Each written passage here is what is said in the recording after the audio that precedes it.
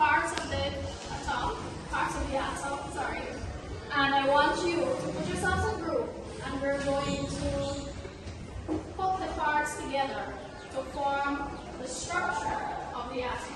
Based on the explanation I gave you as to where we're finding or where these particles are located, you're going to show me now the correct structure of the atom. Right? So, everybody can come over here. So we have the shells, right? We have the shells of the atom, and we have the neutrons, we have the protons, and we have the electrons. So I want you to show me where would we find those subatomic particles in an atom. Where are we going to find it?